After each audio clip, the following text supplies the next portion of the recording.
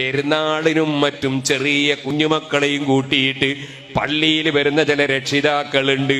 അത്തരം കുട്ടികൾ പള്ളിയിൽ ചിലപ്പോൾ മൂത്രമൊഴിക്കുന്നു, പള്ളിയിൽ നിസ്കാരം നടക്കുമ്പോൾ ബഹളം വെക്കുന്നു. അതിനാൽ വകതിരിവെത്താത്ത ചെറിയ കുട്ടികളെയും കൂട്ടി പള്ളിയിലേക്ക് പെരുന്നാളിന് വന്നേക്കരുത് കേട്ടോ, അല്ലാത്ത സമയത്ത് വന്നേക്കരുത് കേട്ടോ.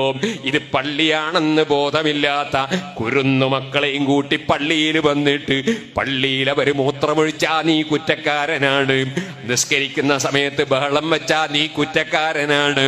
അതുകൊണ്ട് അത്തരം ചെറിയ കുഞ്ഞുമക്കളെ പള്ളിയിലേക്ക് കൂട്ടി വരാൻ പാടില്ല. ഒരു ദിവസം അതാ പള്ളി നോക്കുന്ന ആള് വിളിച്ചു പറയുന്നു, നല്ല പുതിയ കാർപ്പറ്റാണ് ഉസ്താദേ, പക്ഷേ ഒരാൾ വന്ന് സുജൂദ് ചെയ്തൊക്കെ മൂത്രം മണത്തിട്ട് സുജൂദ് ചെയ്തൂടാ.